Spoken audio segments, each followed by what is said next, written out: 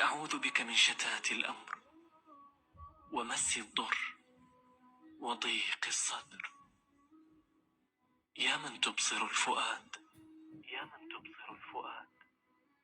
وتلمس حاجة قلبي بيدك، اللهم طوق قلبي بعقود من الرضا والراحة والفرح.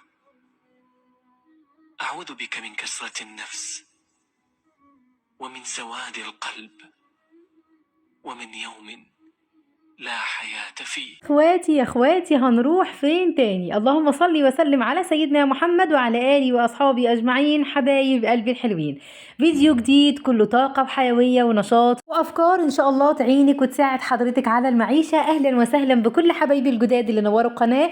أهلا وسهلا بيك يا ست الكل، شرفتيني ونورتيني، ووجودك على عيني وعلى راسي. ولو حضرتك أول مرة تشوفيني، يسعدني ويشرفني اشتراكك معايا ووجودك في عيلتي الجميلة.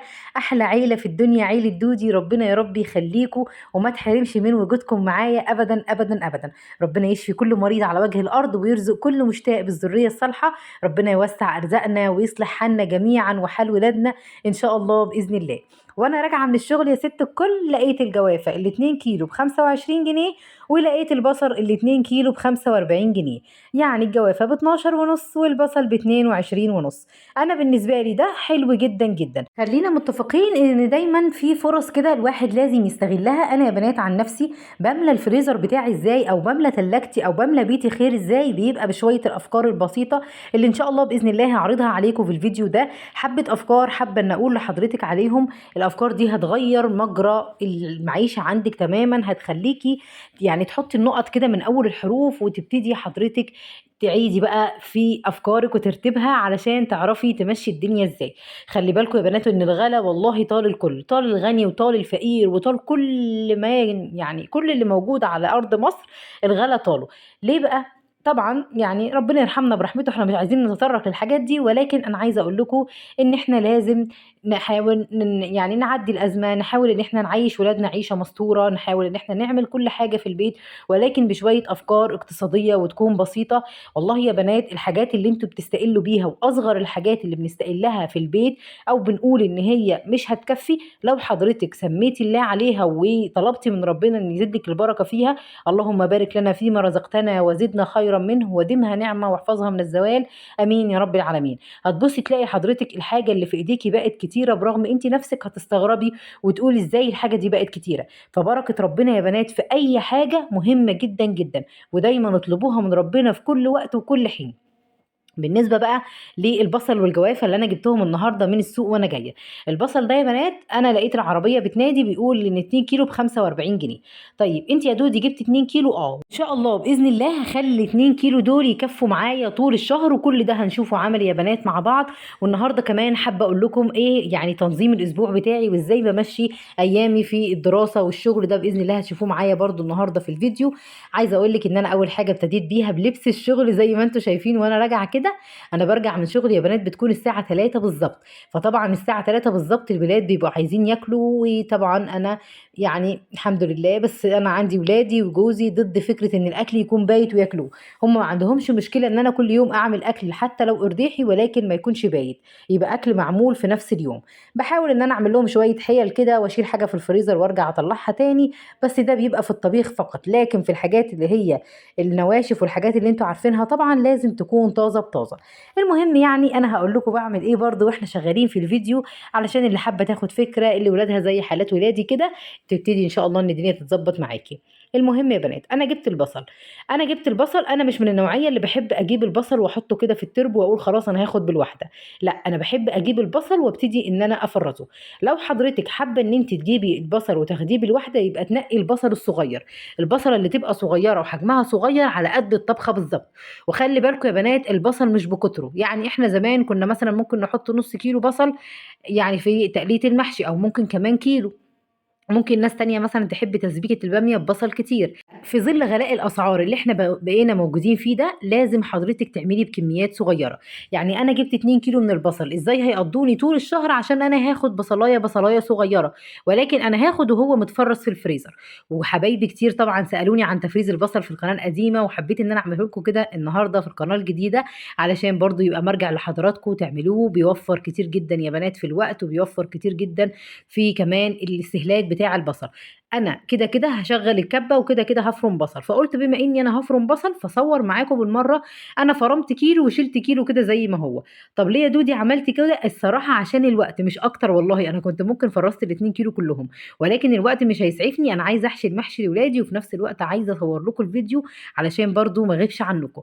فقلت خلاص انا هعمل كيلو واشيل كيلو، ان شاء الله هعمله بقى لوحدي ايه بره الكاميرا.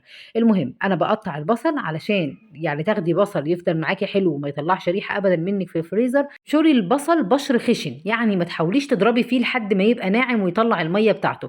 الحاجه اللي بتخلي البصل يعمل ريحه مع حضرتك هي الميه بتاعته. فاحنا مش هنعصره جامد ابدا، احنا هنعصره يعني فرم خشن، لا هو خشن قوي برده ولا هو ناعم، فرم متوسط كده. المهم ان هو ما يطلعش ميه، عشان لو طلع ميه هيعمل ريحه مش حلوه معاكي، وهو ده يعني اللي بيخلي البصل ناس كتيره بتحب هي ما تفرزهوش علشان ما تتعرضش لموقف زي ده. بس انا بقول لك افرزيه وعلى ضمانتي، حلو جدا جدا وسهل وبسيط.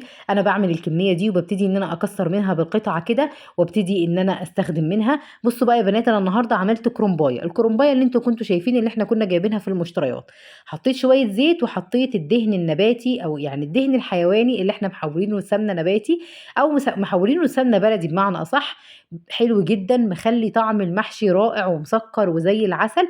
وان شاء الله باذن الله هنزله لكم على القناه دي برضو ازاي تحولوا الدهنه بتاعتكم لسمنه نباتي، علشان اللي حابه ان هي تعملها في الفتره الجايه بتاعه الشتاء. هنحتاج للموضوع ده كتير جدا. مش شرط ان احنا نعمل بالليه، انا كنت عامله بالليه، حضرتك تقدري تعملي اي دهن حيواني حضرتك تشتريه من النوعيه اللي انت تحبيها. لو هاتي ارخص حاجه ان شاء الله باذن الله هنعملها بطريقه حلوه جدا. جبت هنا بقى 6 طماطمات، فعشان كده انا بقول لكم الحاجه مش بكترها. يعني احنا مش لازم نكتر. طب 6 طماطمات يا دودي وتقولي لي مش لازم نكتر؟ 6 طماطمات يا بنات صغيرين زي ما انتوا شفتوهم وانا بقطعهم كده. حجمهم قد ما هقول لكم ايه، قد مثلا البلحيه الكبيره شويه، يعني حجمهم مش كبير خالص. كانوا عندي في الفريزر، طلعتهم ورحت ضرباهم في الكبه، حطيتهم على البصل يتسبكوا. والبصل طبعا حطينا كميه قليله، وبعد كده حطيت عليه معلقتين من صلصه هارفست اللي انا جبتها معاكم في المشتريات. ما شاء الله عليها يا بنات، حلوه جدا، وكان عرض حلو. البرطمان يعتبر عامل 16 جنيه، فهو مش غالي. وحطيت كمان مرقايه، بما اني انا طبعا مش هحط شوربه ولا اي حاجه، هنعمله كده ارداحي. حطيت ملح وكمون وشويه من الكزبره الناشفه وشويه من الفلفل الاسمر، وكده جاهز معايا خلطه المحشي. نيجي بقى على خضره المحشي والتفريز بتاعها، علشان حبايبي كتير قالوا لي ازاي بتفرزي الخضره. انا النهارده في الفيديو هقول لكم ازاي بفرز خضره المحشي. انا كنت جايبه معاكم 4 ربط كانوا عاملين 5 جنيه، كزبره وشبت وبقدونس. غسلتهم غسله كويسه وسبتهم ينشفوا تماما. بعد ما نشفوا ابتديت ان انا اقطعهم صغير خالص. بعد كده حطيتهم زي ما انتم شفتوا على المحشي، على الخلطه بتاعه المحشي، وحطيت كمان عليه شويه شطه كده صغننين عشان المحشي حلاوته في ان هو يبقى حراق شويه. نيجي بقى للخضره الباقيه، انا جبتها طبعا ما فيهاش ميه تماما علشان ما تسودش معاكي. هنحطها في كيسه ونبتدي نطلع الهواء منها، ونعمل لها قفله كده بس نخليها مهويه، بحيث لو احتاجنا ان احنا نطلع حبه ونرجع نقفلها تاني تبقى سهله علينا. ونشيلها في الفريزر ونطلعها في اي وقت نستخدمها وهي مجمده. بستخدمها في الطعميه، بستخدمها في المحشي، بستخدمها في القلقاس، بستخدمها في كل حاجة وفي أي حاجة محتاجة خضرة محشي. وبتبقى زي الفل معايا يا بنات، وبتقعد معايا والله بالسنة. وحبايبي اللي جربوا معايا الطريقة دي قبل كده يكتبوا لي في الكومنتات حلوة ولا لأ، علشان حبايبنا يبتدوا يعملوا الطريقة وإن شاء الله بإذن الله تنفعهم. تعالوا بقى اقول لكم ازاي بملى بيتي وبملى تلاجتي خير. اول حاجه انا كنت جايبه ب5 جنيه خضره، خدت نصهم وشلت نصهم. كنت جايبه ب25 جنيه جوافه، هعمل منهم كيس عصير جوافه واشيله في الفريزر. ده برضو بالنسبه للناس اللي بتقولي طب احنا هنجيب تفريزات لرمضان ونشيلها ازاي.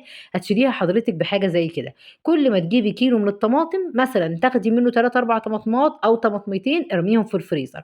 كيلو من الجوافه خدي منه 5 جوافات 3 جوافات على حسب العدد. يعني يا بنات انا بديكم مجازا كده بس، انت ممكن تشيلي جوافيه واحده بس على فكره. جوافيه على جوافيه هتبصي تلاقيها عملت كميه. أنا باحب أجيب الجوافة البناتي اللي بيكون حجمها صغير، فباخد منها 4، 5 وحدات كده أو 6، أحطهم في الكيسة عليهم عصرة ليمون وأطلّع الهوا وأرميهم في الفريزر. والله جالي ضيف على فجأة، فأنا عندي حاجة تسترني. شِلت لشهر رمضان، فالحمد لله خير وبركة. في نُص الأسبوع ما كانش معايا فلوس أجيب فاكهة لولادي ومحتاجة أعمل لهم حاجة حلوة، أطلّع كيس عصير وأعمله لهم. يعني الحاجات بتفرق جدًا وبتوفّر معاكِ كتير جدًا، جدًا، وكلّها بشوية أفكار بسيطة وحِيَل بسيطة من حضرتِك. هو إنِّك دايمًا لمّا تجيبي حاجة الأسبوع بتاعتِك، تشيلي من ضمنهم حاجة وتقولي أنا مستغنية عنها وأخلّيها في الفريزر. حاجة على حاجة على حاجة، هتبُصّي تلاقي الفريزر بتاعِك مليان. طبعًا هنا حشينا المحشي بتاعنا، وبعد كده حطيت مَيّة على النار بمرقاية كده وحطيت عليها شوية ملح وهاسقي بيها المحشي. المحشي إحنا عاملينه بالمرقة وحاطين كمان فيه السمنة البلدي بتاعتنا اللي إحنا محوّلينها من الدهن النباتي، فطعم المحشي زي السُكّر. حطيناه على النار ولحد ما استوى معانا. أنا بالنسبة لي طلّعت كيس ملوخية، كان يعني أنا كنت عاملاه لولادي، ملوخية كنت عاملاها لولادي وكلوا اللي كلوه والباقي فضل، فلو باتت الملوخية ما حدش عندي بياكلها، رُحت معبياها في كيسة زي ما هي وحطيتها في الفريزر. ولمّا احتجت النهارده جنب المحشي إن أنا أعمل المحشي بس وأطلّع حاجة جنبه، فرُحت مطلّعة كيس الملوخية وسخّنته مع شوية سلطة وشوية مخلل بتنجان وليمون. اللهم بارك لنا فيما رزقتنا وزدنا خيرًا منه وادِمها نعمة واحفظها من الزوال، آمين يا رب العالمين. يا رب ارزقنا ووسّع أرزاقنا يا رب، وزيل الغُمّة عننا وارفع الغلاء، ويعني كل حاجة وِحشة ربنا إن شاء الله يبعدنا عننا يا بنات. تعالوا بقى خلاص خلصنا بقى من موضوع التوفير اللي معانا النهارده، تعالوا بقى نتكلم في الجزء التاني، وهو إزاي باوفّر في الوقت وإزاي باقدر إن أنا أنظّم الأسبوع بتاعي وأعمل لولادي حاجات كتير وفي نفس الوقت أكون مستريّحة نفسيًا. أولًا أنا يعني كل يوم من أيام الأسبوع أنا عاملة في الجدول ده حاجة معيّنة أنا هاعملها. مثلًا النهارده الإتنين ميعادي إن أنا أعمل أوضة الولاد، وميعادي إن أنا أنضّف الغسالة. فأنا خدت الغسالة كده قبل ما أحط فيها قولوا معايا حافظة السجاد، عشان جنونة حبيبتي كبِّت عليها عصير جوافة، فقُلت إن أنا هاغسلها. فلقيت الغسالة مطرّبة، رُحت مسحتها كده من برّه بفوطة مبلولة بكلوركس ومَيّة، اللي هو كلوركس الألوان، ورُحت حاطة فيها المسحوق وحطيت فيها كمان الحافظة وسِبتها بقى تغسل كده مع نفسها وخلاص على كده. يبقى إحنا كده خلصنا من أول مهمة. تاني مهمة وهي أوضة الولاد، كان المفروض إن أنا النهارده ميعاد أوضة الولاد، فقُلت بقى خلاص أنتم عارفين دلوقتي الوقت كانت حوالي الساعة يعني 16:30، 17:00. المهم إن هو بعد ما أنا خلّصت المحشي وحطيته على النار، قُلت لأ، أنا مش هاقعد عشان أنا لو قعدت هاكسّل، فأنا آخُد المهمة اللي عندي النهارده وبعد كده بالليل نبقى نقعد ونعمل اللي إحنا عايزينه. رُحت بقى مغيّرة ملايات السرير وهابتدي إن أنا أنفّض الشبابيك. النهارده الجو على فكرة يا بنات بالمناسبة كانت بتشتي عندنا في مطروح الصبح شتا سبحان الله كإننا في الشتا بالضبط. الجو حَر ولكن الشتا فظيع. بالنسبة للي في المرتبة ده يا بنات إن شاء الله بإذن الله هاحاول أعمل معاكم خلطة كده، ونبتدي نشيل البُقع اللي الولاد عملوها. والله يا بنات ولادي أو يعني أي أم عندها ولاد هتبقى عارفة قد إيه المسؤولية صعبة، وقد إيه الولاد صعب جدًا إنِّك تسيطري عليهم، بس إحنا بنحاول وبندعي ربنا، إن شاء الله بإذن الله ربنا هيعيننا. نضّفت الشبابيك كده زي ما قُلت لكم عشان خلاص ابتدينا ندخل بقى في الخريف، والجو كل شوية يقلب حبّة تراب وحبّة هوا، والدنيا كده إيه مش متضبّطة. وكمان المروحة كان عليها شوية أتربة كده فقُلت أنفّضها، ولكن بإذن الله أنا يعني هاخلّيها لحد آخر 10 كده أو نُص 10 على حسب ما الجو يسقّع عندنا، وهابتدي إن أنا أغسلها أو أمسحها مسحة كويسة ونعبّيها بقى في أكياسها ونشيلها لحد السنة الجاية إن شاء الله. يعني الأيام بتعدّي بسرعة ولكن إن شاء الله برضه نعمل كده مع بعض. وبعد كده قُلت أكنس الأرض وابتدي إن أنا أسيّقها وارجع أفرش على نضافة. يعني حاجة ما خدتش منّي بالضبط نُص ساعة مثلًا هاقول لكم، نُص ساعة بالضبط كنت مخلّصة أوضة الولاد وحاطة الغسيل في الغسالة، وكنت كمان خلّصت المحشي بس طبعًا مش في نُص ساعة يعني. بُصّوا يا بنات، أولًا المحشي والله ما بياخدش وقت خالص، هو بس إحنا اللي يعني بندّي لنفسنا يعني إيه، زي ما بيقولوا كده تكسير مقاديف إن المحشي هيطوّل والمحشي ما أعرفش إيه. أنا عن نفسي باعمله والله يعني بالضبط هاقول لكم عشان ما اضحكش عليكم، هي في ساعة إلا ربع مثلًا أو ساعة بالكتير، لكن ما باكتّرش عن كده. باسلق المحشي وأنا واقفة وبعدين باعمل الخلطة في السريع وبابتدي إن أنا ألِف، ما بياخدش الحمد لله معايا وقت، وبابتدي إن إحنا ناكل المحشي في نفس اليوم. يعني مش شرط إن أنا أحضّر له قبلها بيوم والكلام ده كلّه، بس كل واحد طبعًا وحسب ما اتعوّد وكل واحد وحسب الحاجة اللي هو بيحبها. طبعًا أحسن حاجة في الدنيا إن حضرتِك تنجزي في يومِك طول ما بتلاقي نفسِك حطيتِ أهداف وأنجزتِ منها أي حاجة، هتلاقي نفسِك عندِك نشاط وتشجيع إنِّك تقومي تعملي الحاجة اللي بعدها واللي بعدها واللي بعدها، وتبصي تلاقي نفسك مستريحه نفسيا كده وعندك باور زي ما بيقولوا كده تهدي الدنيا وتبنيها. فمن الحاجات الحلوه قوي اللي انا بحبها لما احط جدول لنفسي ابتدي ان انا كل يوم امشي عليه. يعني مثلا بكره يوم الريسبشن، بعده يوم اوضه النوم، بعده المطبخ. يوم الجمعه بلاقي نفسي ما عنديش الا حاجات بسيطه بس ببتدي اعملها كده على الوش، او لو كنت هعمل تنظيفه عميقه مثلا لاوضه او مكان معين من البيت. وان شاء الله باذن الله ده طول ما احنا مع بعض هنبتدي ان احنا نعمله، علشان ان شاء الله نوصل لحياه كده تبقى حلوه والدنيا معانا تبقى متظبطه. بعد كده جودي قالت لي يا ماما انا هحط بخور، قلت لها يلا يا ستي مش مشكله. شغلنا البخور بتاعنا، وطبعا زي ما قلت لكم البخور اللي انا بستخدمه اسمه بخور الدالي. حلو قوي قوي يا بنات، هو بخور اماراتي ولكن ريحته رهيبه جدا جدا. اتمنى يكون الفيديو عجبكم وتكونوا استفدتوا منه حتى لو معلومه بسيطه. بحبكم جدا، اسيبكم في رعايه الله وحفظه، مع السلامه.